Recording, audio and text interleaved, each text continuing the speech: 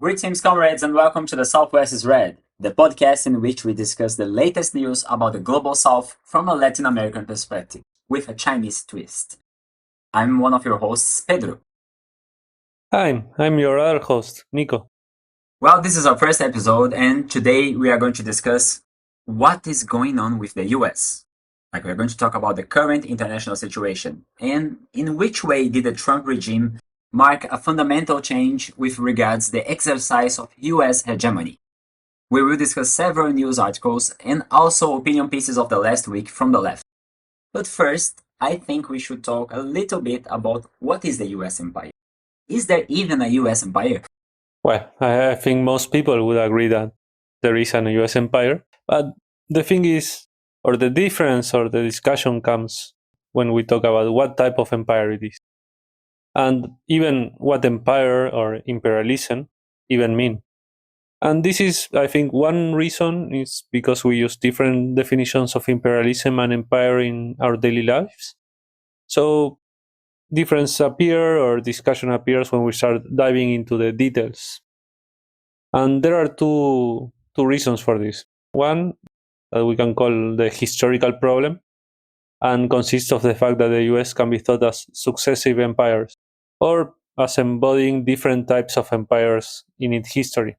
For example, we can talk first of the settler colonies established by the British Empire, or we can talk about the expansion to the west by the early United States, a period that basically consisted in a series of wars against Spain, Mexico, and the indigenous people in North America, and gave the US its current territorial configuration. But then we also have the imperialism of global hegemony that the US started to shape after the First World War.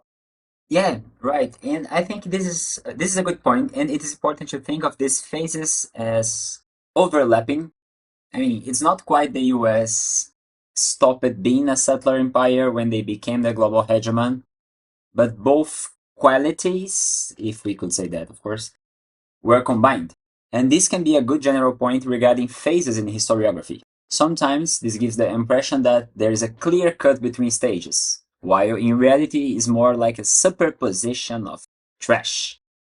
When you think of that the new trash has buried the old one, you can see that the former is still serving as a base for the newer, and you can see it shows some bits of it on the surface. I don't know how to put it. No, you put it very well, especially when we compare the US empire with a pile of trash. I think this is something that we surely need to take into account. Not the trash thing, but the metaphor in itself. So we need to avoid a mechanical view of these processes. And we need to have a more organic historiographic perspective. It is not that different types of empires are one mechanism that replace each other, but there is a process of sedimentation of trash in this case. Going back to the US empire, I think that besides this historical dimension that we just talked about, we also need to talk about the difference between the US empire and other types of empires. And for this discussion, I thought it would be nice to bring up a quote from the Marxist historian Meiksins in her book, I think it was Empire of Capital, in which she says, "The United States is the first and so far the only capitalist empire. This is not so in the sense that it is the first capitalist power to possess an empire, but rather in the sense that it dominates the world largely by manipulating the economic mechanisms of capitalism. The British Empire, which had hoped to exploit the commercial wealth of India without incurring the cost of colonial rule, found itself creating a tribute extracting military despotism more akin to traditional imperialism than to a new mode of capitalist hegemony. On the whole, the preference and the practice of the US has been to avoid direct colonial rule wherever possible and to rely on economic hegemony, which is less costly, less risky, and especially more profitable." This quote is really something, right? Trying to rephrase it a little bit. The key point is that the British Empire was based on territorial control and occupation, while the US hegemony is based on manipulating the economic mechanisms of capitalism. Sometimes people tend to use these terms such as hard and soft power, and of course, to emphasize how the United States focuses on a soft approach in international relations. But this is misleading, this is wrong, because the US never stopped using violent means to enforce their hegemony. It's often remarked that the US has almost never stopped being at war since, I don't know, at least the 19,000s. So I don't think this could be interpreted as Meiksins Wood's argument. And in reality, what she was saying is that the relationship between the two factors is inverted. Where for UK, violence was the mode of imperialism, for the US, violence is a means for an end. I agree. I don't think that her argument was that the US only has soft power. We can think about this a little bit through the analogy of the US as a war police. In theory, when we think about the typical liberal theory of the police has first a crime prevention role, and when this fails, they have to use force. But we know that in fact, and we are Latin Americans, so we know this in our bodies. We have a physical knowledge about this. The police is acting all the time, and their disciplinary function is exerted on the working class every single day. So there is a certain care that we need to take when we talk about this. It's not that the US doesn't use violence. They have a preference for not using violence.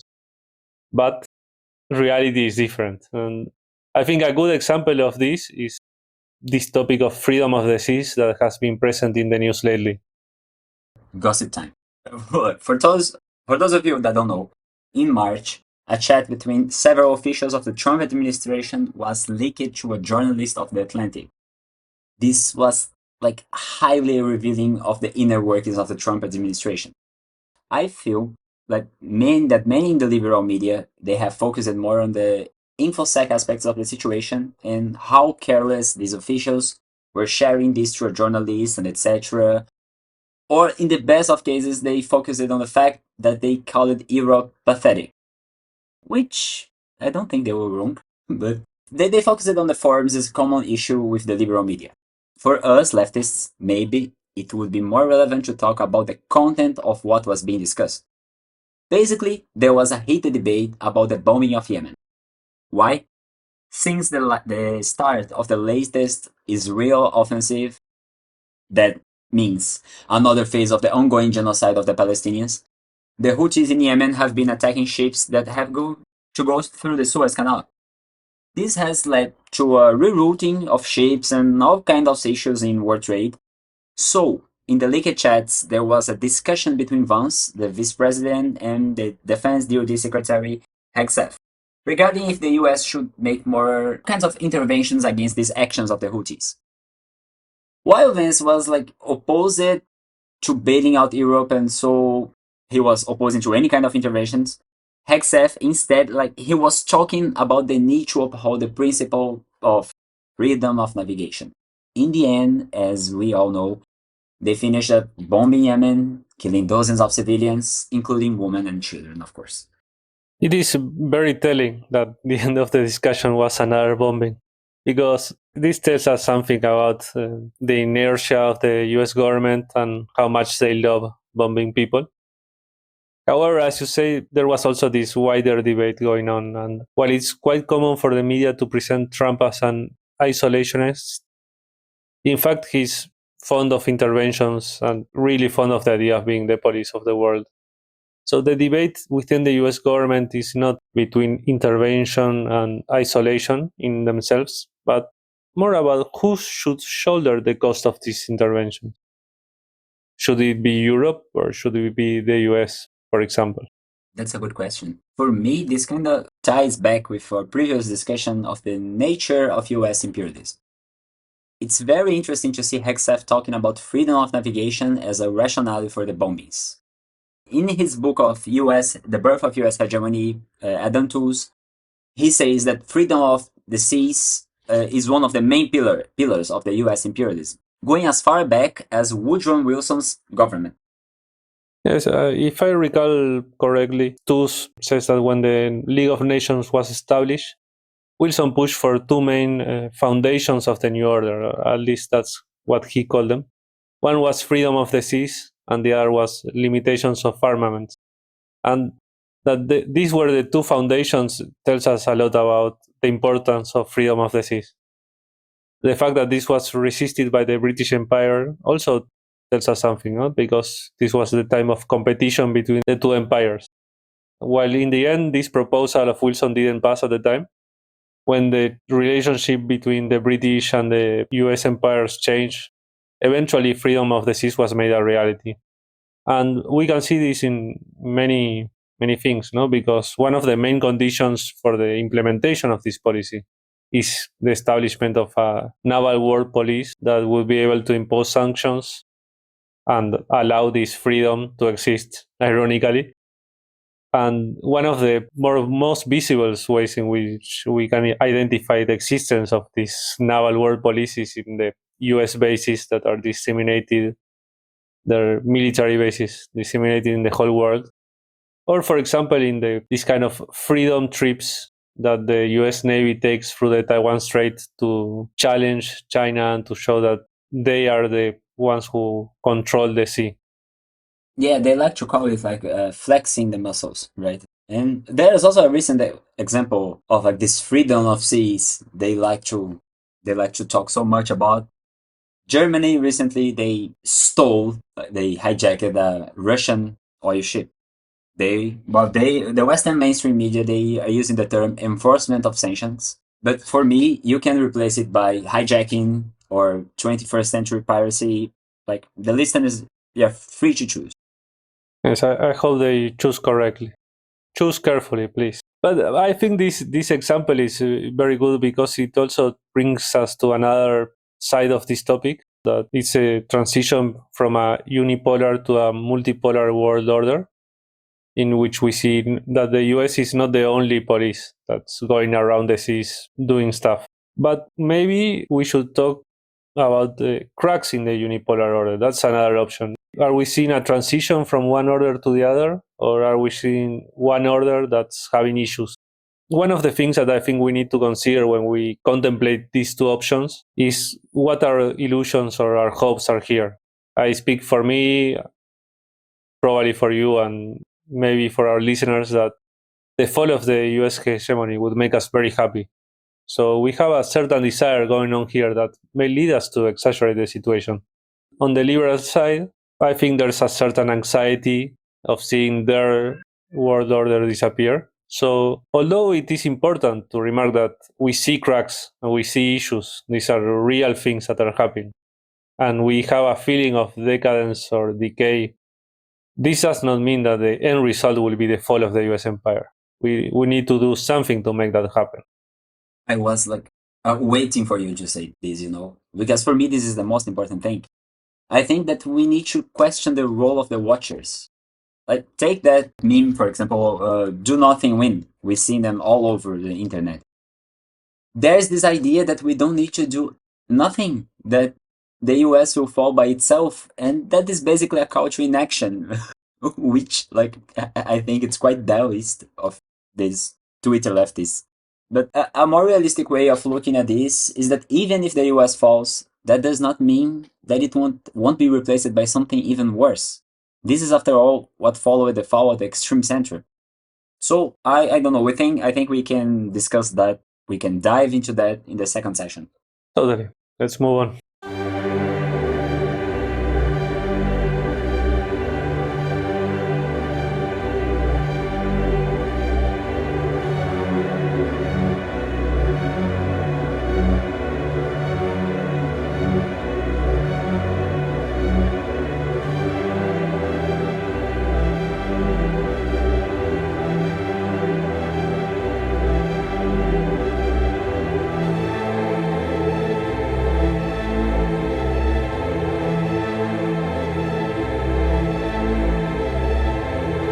Well, we're back with more fun takes. For us, historians or experts in international relations or politicized people or armchair intellectuals or whatever, Something that I've noticed recently is that every time we have a Trump president, that it only happened 2 times, but wow, it's still a lot. I think that for us it's almost mouth-watering because he makes explicit some things that are always implicit in politics. For example, the kind of leaks that we discussed in the first section, they make the case that the role of freedom of the seas in US imperialism is a foundational one. And usually the normal way in which these things go is that they are covered, I don't know, by some degrees of ideology. The US government will talk about defense of human rights or the defense of freedom or some other value. But Trump himself, he brings with him this displays of naked interest, of a transactional approach to politics. And that is definitely something new. However, this difference in discourse can lead some people to try to say that the content of Trump government is something new. And they talk about some kind of essential difference between Trump and, I don't know, Biden or even Obama. Even when we were talking about this before, this idea of nakedness was present in my mind. Not because I was imagining, God, please save me, Trump or Biden naked, but because it seems to be a defining aspect of the world situation. I, I, I don't even know what to say. I just hope I won't get any nightmares with this thing you just say. Okay, but talking about this naked interest, like we could say transactional approach, or this saying the quiet things out loud part. How much of a change is it? I mean, to discuss that, we have some examples of the changes that were brought by the new Trump administration. The first one is the presence of billionaires in the government. On that, there's this new article by Bellamy Foster from the Leftist Monthly Review. I highly recommend you, like your listeners, to follow them. Presents like a good historical analysis of what we leftists mean when we describe the state as a committee for managing the common affairs of the whole bourgeoisie. Oh, wow. I can tell you're a real leftist because you actually know how to pronounce bourgeoisie. Well, yeah, that's a part of me, you know. Yeah, it's a skill every leftist needs to have. One of the most important ones. Doing a revolution maybe not so important as this one. Another topic we should discuss, though, besides this issue of the billionaires that are present in government, is Liberation Day, the new tariff that Trump is imposing on most of the world, and the reactions from many countries to that. Yeah, like, guess no one, like Democrats, Republicans, they know what the meaning of the liberation. But I am ready to dwell on that, especially on what East Asian and Latin America are doing to confront this crazy trade offensive. And I think we can relate this topic with long cycles and uncertainty in international relations. What do you think? I think this seems like a lot. But in fact, many of these topics are related, so we shouldn't have any problems by covering everything in the 20 minutes we have left. No? Right? Right? Yeah, well, don't look at me. You are the problem, comrade. You always talk too much. I have issues, I admit it, but not as big as the ones that Elon Musk has. So recently I was listening to this podcast called Know Your Enemy that is sponsored by the center-left magazine Dissent. Well, in the US they will be called radical left or extreme left. Probably. The interesting thing of the podcast is they were saying, no, they were talking about Musk's lives, describing his various pathologies, mental or otherwise. But also they thought, oh, some unprecedented thing is going on or was going on in the last US election, no? Because this guy, he spent more than $250 million to support Trump. I even think that at some point he was offering the chance to win $1 million just to incentivize people to vote for Trump. Well, maybe you may think that is not so new. But okay, no. Before I comment on that, I just want to say that Know Your Enemy is an excellent choice for the name of a podcast. But well, maybe the amount of money is new. I mean, 1 million is quite something. But after Citizens United in 2010, the presence of crazy amounts of money in US politics is anything but new. Yes. Well, myself, I would love to receive $1 million for voting or for anything. If you have something, please call me. I'm open to any kind of offer. Oh, well, me too. But yeah, on the topic of the influence of money on US politics, this has been studied a lot, and this is not new at all. What the podcast was saying is that maybe usually billionaires will spend a lot of money to get their candidate elected, but the quid pro quo, no, the benefits they will receive are a little bit hazy. Yes, they receive lots of things. They get some tax breaks or laws that benefit them or ending of certain regulations. But they are not named senior advisor to the president. They are not given lots of power over the bureaucracy. There has always been, and this is according to the podcast because I have to clarify that I'm not an expert in US history, but there has always been some degree of separation between what we can call the ruling class, the bourgeoisie, the capitalist, and the government. This separation, and I think Bellamy Foster hits it on the nail on this one in his article, is one of the foundations of the illusion of democracy as a form of popular government instead of what it really is, a form of government by the bourgeoisie. I don't know. For me, this is something. This is an issue that can fall into simplifications. We could say the social democratic position is that the state is a neutral space that can be occupied by the working class through elections and be used to transition into socialism.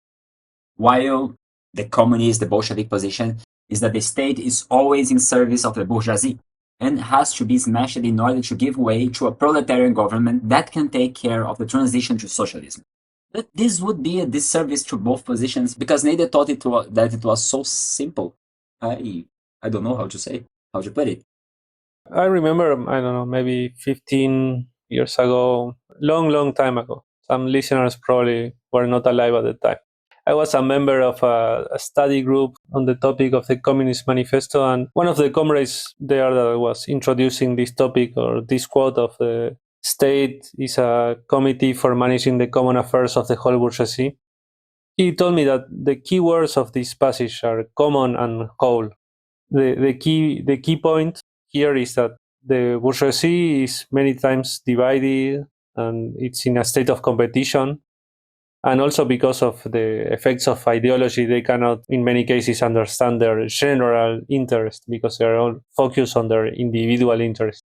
So the state fulfills the role of focusing or compiling this general interest and to take measures that may be against the interest of some particular capitalist, but that in the medium or long term will be beneficial for all of them. A typical example is the 10-hour working day. That was one of the struggles at the time of Marx himself was alive. It was not passed as a law because it was an act of love from the capitalist to the working class. Instead, it was the result of a struggle in which the concession of the 10-hour working day seemed better for the long-term interest of the capitalist class as a whole.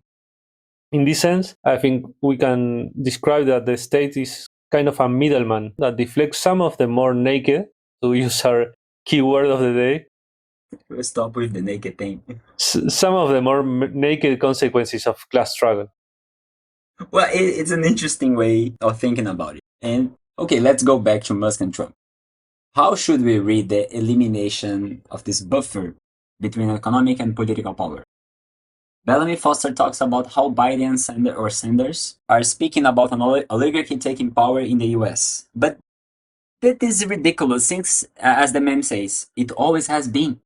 And another important point is that the relationship between the ruling class and the state has always fluctuated. And that is why I think that taking the simplified definitions I mentioned above, they are wrong, they are misleading. We need to take history into account. Then the problem is not the abstract description of the relationship between the capitalist and the state, but the concrete causes of the change. And that's the thing. Why now? Why this change happened right now in the US? And in this podcast that we were mentioning, they made an interesting point, or they provided a reason. And they thought that the US public at this time, they are ready to accept the richest man on earth buying his way to government, participating in government. And maybe this was not the case before. There was a certain public opinion that was against rich people in government. However, I think while maybe this is true, I'm not very convinced that this was the reason. This theory of democratic guardrails is not very persuasive to me. So we have to go a little bit deeper. It is just, I don't know, the case of opportunism, or this was Musk trying to do something, taking a risk, let's say, to use the typical entrepreneur discourse.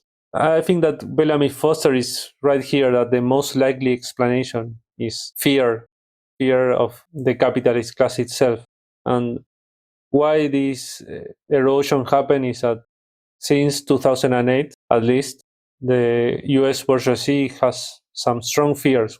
Some are irrational. For example, fear of a revolt after the 2008 crisis. And I know that may sound crazy today, but probably some of you remember the Occupy Wall Street and this kind of movement against the situation that was happening at the time. And some of those are more rational fears, let's say, like the fear of the rise of China. That's something that's actually happening. I just need to say that revolt doesn't sound like crazy for me right now. Like a revolt happening in the US and Hollywood, they know that, right? they the film with Wagner Moura, for example. But I think like going back like to the rational fears, I think that the fear of China is a unifying trend maybe for the last 17 years of US foreign policy. The domestic policy too. I've read a paper titled The Gilpin Dilemma, and it kind of relates with another aspect that Bellamy Foster mentions. That the tech oligarch bros, they need a state. They need a state subsidies to survive, state protection like tariffs in order to develop. And okay, when I'm talking about tariffs, I need to mention that Friedrich List, I know you are opening like a cold beer to celebrate right now, whenever you are. Okay, and that gives us the perfect starting point to jump into the topic of tariffs themselves. The US mainstream media has covered the tariffs from the perspective of the domestic impacts in prices, inflation, whatnot.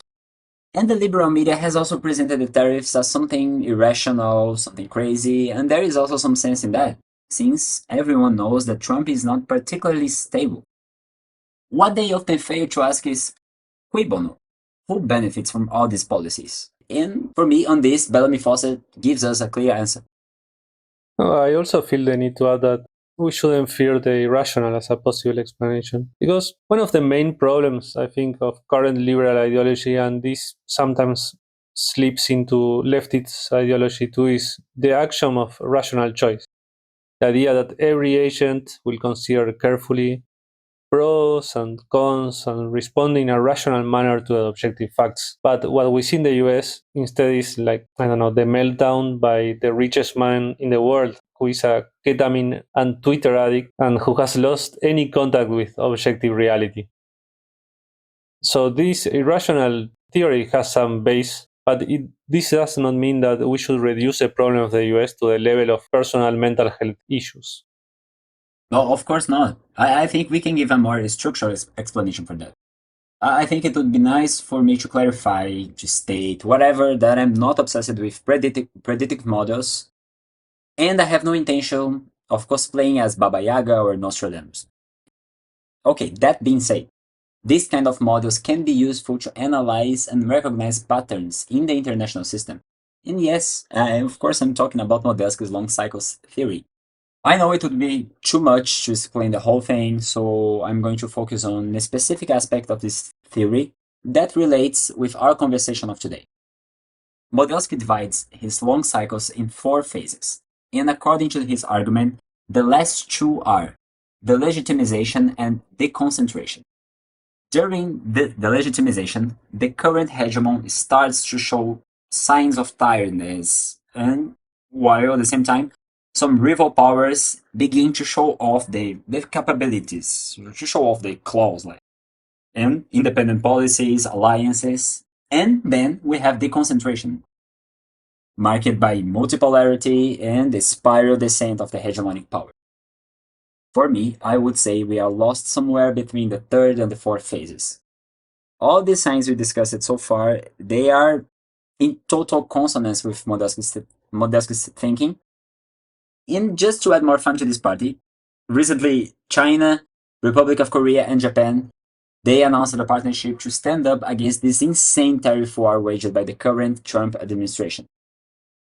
Imagine, just imagine that the current US's foreign policy is so crazy that he managed to unite three historically divided countries under a common banner.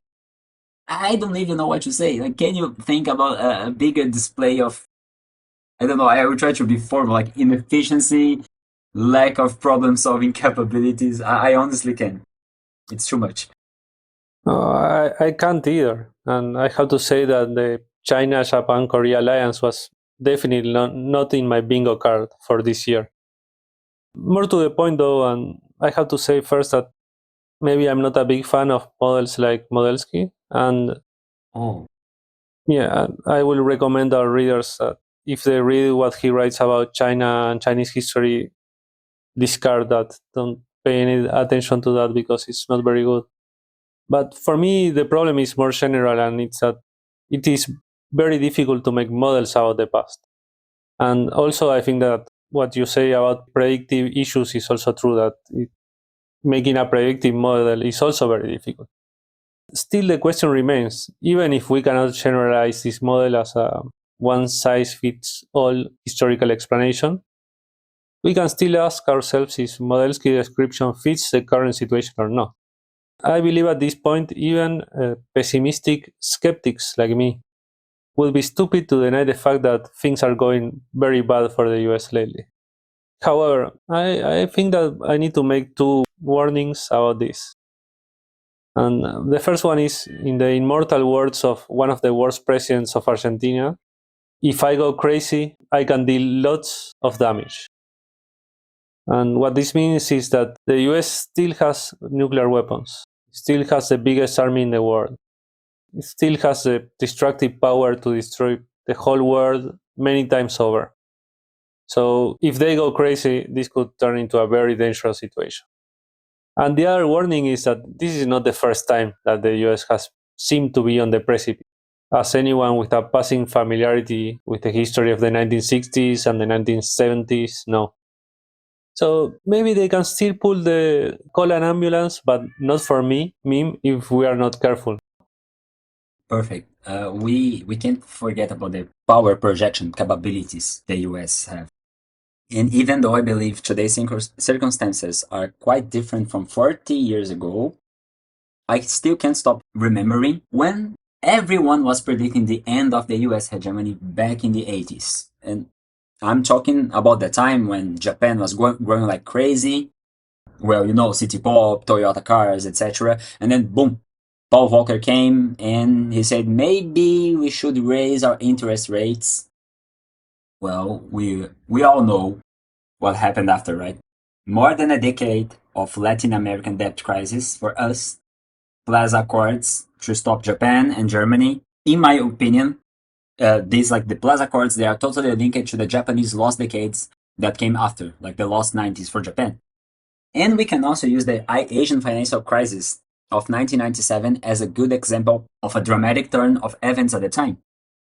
But the cherry on top for the US, of course, was the collapse of the Soviet Union and all the disasters that it caused. So you see, comrade, international relations were and are always a roller coaster.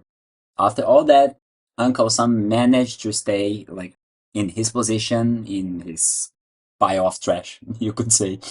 And some analysts even argue that this turn of the century era, like the 90s, the turn of the 90s to early 2000s, was the golden age of liberal hegemony.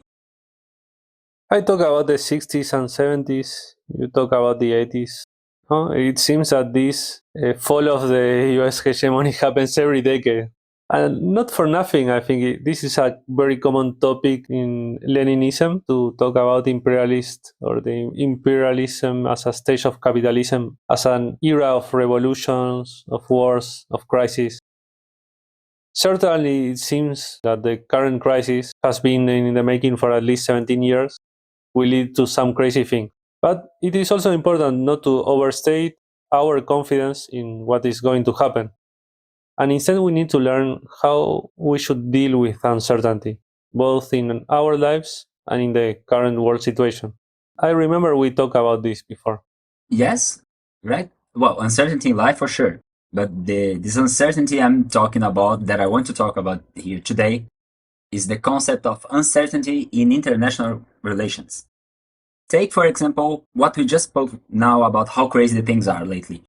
Jokes aside, you don't need to be a foreign policy expert to notice that when the global arena is unstable, unpredictable things are more likely to happen. And, like, to explain this better, I will use both Gilpin and Mearsheimer. And please don't read what Mearsheimer writes about China. Okay. Mearsheimer points out that we can't be sure of other states' intentions. And most importantly, sometimes those intentions can change quite fast. I know it sounds a bit paranoid, but that's how the realist school they are. You know, it's always this better safe than sorry thing. But imagine you as a state in an anarchic system where you can't really trust anyone, or even worse, always thinking that some other state will wake up one day and say, "Oh, time to bomb Nico." Well, that certainly sounds unpleasant. This conversation or these ideas that you're describing, maybe this is my sci-fi mentality showing. They remind me a little bit of the dark forest theory of Liu Cixin in his book The Free Body Problem. I think he was for sure inspired by realist theory because I remember reading it at the time and thinking if we reduce the scale of his space sociology to a more normal Earth sociology without aliens, not so fun, but the basic idea would be that states deal with a state of uncertainty about other states' intention with violent means in a preemptive manner. But I don't think that would be a correct conclusion or a correct description of the realist theory. Well, not really. This assumption of uncertainty and anarchy in the international arena is a core concept of realism, but that doesn't necessarily mean that all the states are plotting against you. Speak for yourself, because they are definitely trying to get me. They are after me, my friend. Well, close your doors, like close your windows, but it's just that you can't be sure about their real intentions, you see? And that's what I want to not quote, but I will talk about Gilpin. He was one of the proponents of the hegemonic stability theory, and, well, as the name says, is that the international system tends to become more unstable when the current hegemon starts to decline. Examples again.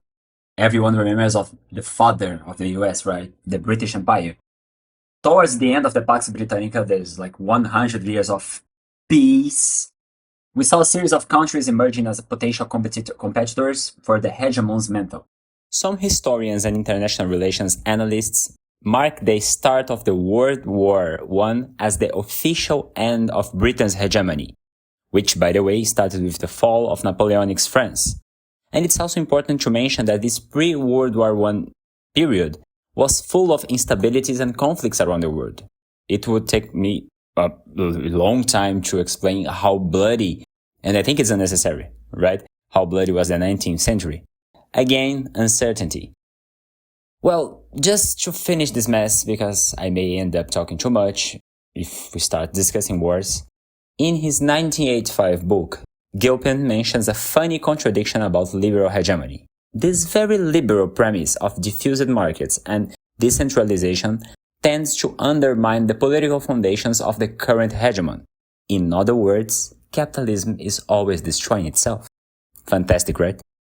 Oh, this idea of capitalism destroying itself, it fits so neatly with what we say in the first section about do nothing win and how instead we need to take action. These are crazy times. We said it like 5 or 6 times this episode.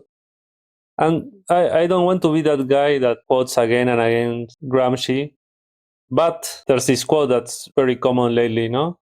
The crisis consists precisely in the fact that the old is dying and the new cannot be born.